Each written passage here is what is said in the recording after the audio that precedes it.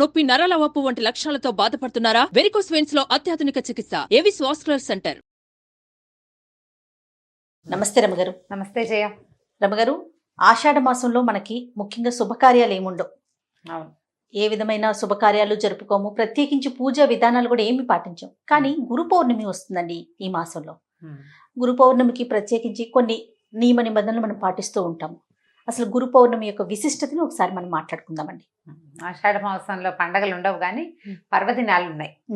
ఒకటి దక్షిణాయనం మొదలవుతుంది ఆషాఢం వచ్చాక. తర్వాత తొలేకాదశి ఒకటి ముఖ్యంగా చేసుకుంటాము. అందరూ తొలేకాదశి ఉపవాసాలు అవి ఉంటారు.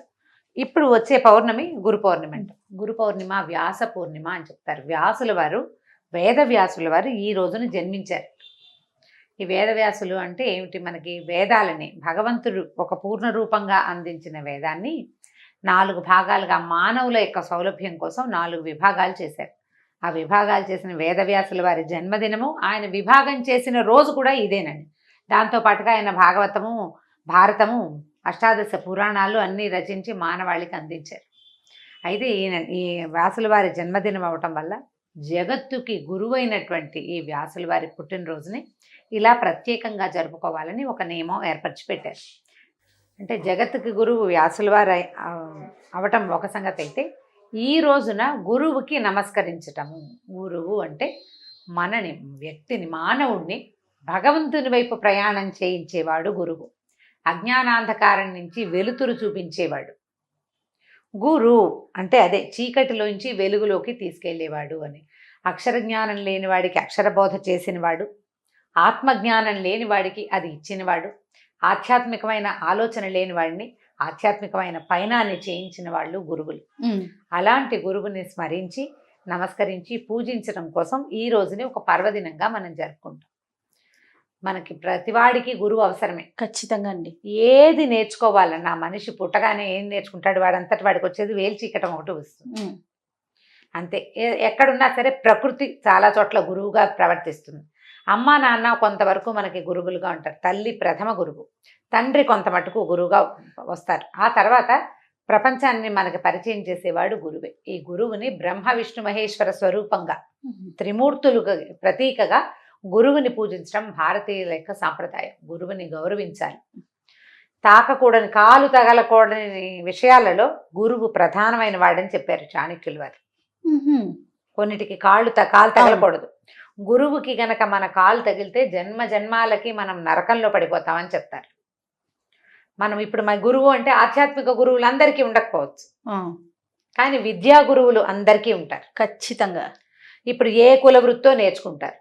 చిన్న పని, బతకటానికి ఉపయోగపడేది, జీవికకి ఉపయోగపడే పని నేర్పించిన వాడు కూడా గురువే.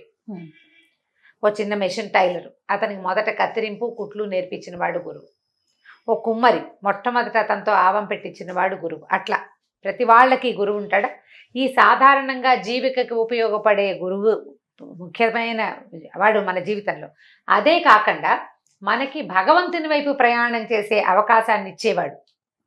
మనం ఏ చీకటిలోనో మగ్గిపోతుంటే మనకి దారి చూపించే గురువుని ఈ రోజున పూజించాలి. అట్లా ప్రతి వాళ్ళకి ఒక్కొక్కళ్ళకి ఒకే గురువు ఉంటారు. ఆధ్యాత్మిక గురువులు కుటుంబ పరంగా అసలు వంశానుగతంగా అందరికీ ఆయనే ఉంటారు. మొత్తం వంశం వాళ్ళందరూ ఆ గురువు గారినే స్మరిస్తారు. అలాంటిది ఒక పద్ధతి ఉంటుంది. తండ్రే ప్రథమ గురువని భావించేవాళ్ళు. ఇట్లా ఎవరి విధానాన్ని బట్టి వాళ్ళు ఈ రోజున ఆ గురువుని పూజించటము, నమస్కరించటము. ఒకవేళ పూజించి నమస్కరించలేము, వాళ్ళు ఎవరు మనకు అందుబాటులో లేరు, వారిని తలుచుకుని నమస్కారం చేసుకోవటం. మామూలుగా శివ పూజ, ఇంట్లో పూజ చేసుకోవటం. అక్కడి నుంచి మనం ఎవరి వల్ల మన జీవితం బాగుపడిందని భావిస్తామో వాళ్ళని కూడా గురువుగా భావించి ఈ రోజున పూజించాలి. పూజ చేయటం అంటే కూర్చోబెట్టి కాళ్ళు కడిగి, కాళ్ళకి నీళ్ళు ఇచ్చి, మంచినీళ్ళు ఇచ్చి, అర్ఘ్యం, పాద్యం, ఆచమనం, షోడశోపచారాలు చేయకపోయినా కూడా వాళ్ళని గౌరవించడం, జ్ఞాపకం చేసుకోవటం, వారి పేరుతోటి ఎవరికైనా ఏదైనా ఇవ్వటం. చాలామంది ఏం చేస్తారంటే, ఇప్పుడు మా గురువుగారు గుంటూరులో ఉన్నారు, మేము ఇక్కడ ఉంటాం, మనం ఏం చేస్తాము, గురువుగారిని తలుచుకుని కుదిరితే ఇప్పుడు అవకాశం ఉంది కాబట్టి ఏ ఫోన్లోనో మాట్లాడి వారిని ఒకసారి తలుచుకుని దేవుడి దగ్గర దండం పెట్టుకుని ఏ బ్రాహ్మణులకో ఎవరికైనా స్వయం పాకం ఇవ్వటం, ఏదైనా వస్త్రాలు తీసుకెళ్ళి ఇవ్వటం. దానం అనకూడదు దీన్ని, దానం చేయటం కాదు, గౌరవ పురస్సరంగా ఇవ్వటం. గురువు పేరుతోటి ఇంకొకళ్ళకి ఇవ్వటం. వారికే ప్రత్యక్షంగా ఇవ్వగలిగితే సంతోషం, సంతోషం. ఇవ్వలేకపోతే కనుక మీరు అన్నట్లుగా వేరే వారికి ఏమి ఇవ్వలేము. గురుగారికి నమస్కారం చేసుకోవటం, పాద నమస్కారం చేయటం. గురువుకి పాదాలంటి దండం పెట్టడం కంటే అమోఘమైనది ఇంకొకటి లేదు. ఎందుకంటే మనకి ఆ మాతా పితరుల లైన్లో మాతృదేవోభవ పితృదేవోభవ, ఆచార్య దేవోభవ 3వ మహావాక్యం మనది. అవునండి. అమ్మా నాన్నల తర్వాత మనిషి తప్పనిసరిగా గుర్తుపెట్టుకోవాల్సిన వాళ్ళు, గౌరవించదగిన వాళ్ళు గురువే. అది ఏ దశలో ఎవరెవరు గురువులుగా ఉంటారో వారందరినీ జ్ఞాపకం చేసుకోవాలి, అందరినీ గౌరవించాలి. మనకి ఒక విషయం నేర్పించిన వాళ్ళని ఏదైనా తేడా పాడా వచ్చినా వారిని తుస్కరించి మాట్లాడకూడదు. నేర్పించారు కానీ వాళ్ళు సరైన వాళ్ళు కాదు లాంటివి మాట్లాడకూడదు. గురు నింద అస్సలు చేయకూడదు. రౌరవాది నరకాల్లో పడతారు గురు నింద చేసిన వాళ్ళు. మాతృనింద పితృనింద చేసిన వాడికి ఎలాంటి పాపమో గురునింద చేసిన వాడికి కూడా అలాంటిదే పాపం. చదువుకున్న విద్య అక్కడికి రాదు. ఎవరి దగ్గరైనా అబద్ధం చెప్పచ్చు కానీ గురువు గారి దగ్గర అబద్ధం చెప్పకూడదు. అబద్ధం చెప్పకూడదు. గురువు యొక్క విద్యని తస్కరించకూడదు. చాలా జాగ్రత్తగా ఉండాలి గురువుతోటి. నువ్వు అలా ఉంటే ఇవాళ నీకు మామూలుగా భోజనానికి సరిపడా విద్య వచ్చింది ఈ జన్మలో. మరుసటి జన్మలో అయినా ఆధ్యాత్మిక విద్య, భగవంతుడి చేరే మార్గాన్ని చూపించే గురువు దొరుకుతాడు మనకి.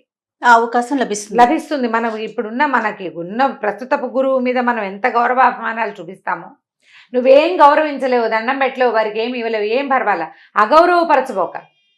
నీ గురువునే కాదు ఏ గురువుని అగౌరవపరచద్దు. టీచర్లని చిన్న చూపుగా మాట్లాడకూడదు. వీటి పిల్లల టీచర్లని కూడా అగౌరవంగా మాట్లాడకూడదు. మనం మాట్లాడితే పిల్లలు కూడా అదే నేర్చుకుంటారు. అది చేయకూడదు.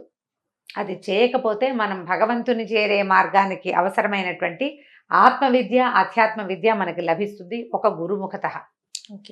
అది జాగ్రత్త పడాలి.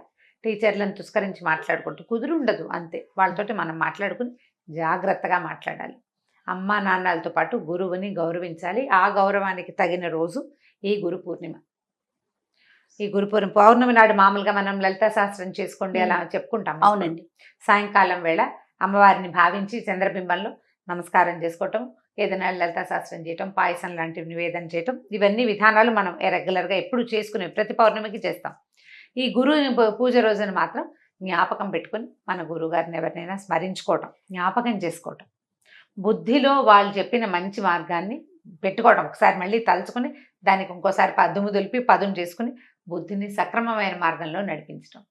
ఈ నెలలో వచ్చే పండగ చక్కటి గొప్ప పర్వదినంలో ఇది 2 ఉన్నాయి. రెండిట్లలో ఇది ముఖ్యమైనది. దీని తర్వాత ఏంది, 15 రోజులు గడిచేసరికల్లా శ్రావణ మాసం. అన్ని పండగలు, పర్వదినాలు, బోల్డని పూజలు హడావిడిగా గడిచిపోతుంది కదా. ఈ వర్ష ఋతువుకి ముందు వచ్చినటువంటి ఈ పౌర్ణమి నాడు శ్రద్ధగా గురు నమస్కారం చేసుకోండి. దక్షిణామూర్తి స్తోత్రం కానీ, హయగ్రీవ స్తోత్రం కానీ ఈ రోజున చదువుకుంటే పిల్లలకి విద్యాభివృద్ధి జరుగుతుంది. విద్యార్థులు ఎవరైతే ఉంటారో వాళ్ళకి ఒక్క శ్లోకానైనా చెప్పి నేర్పించి చదివించండి. గురు బ్రహ్మ గురు విష్ణువు అందరికీ చెప్పుకుంటాం ఆ శ్లోకం. దాంతోపాటు దక్షిణామూర్తి స్తోత్రం కానీ, హయగ్రీవ స్తోత్రం కానీ చాలా అద్భుతంగా ఫలితాన్ని ఇస్తాయి. ఈ రోజున చాలా మంచిది అవి చదువుకుంటే. మనము చదువుకోవచ్చు, పిల్లలతో కూడా చదువుకోవచ్చు. కానీ మన సాంప్రదాయాలు ఎంత గొప్పవి రమ్మగారు.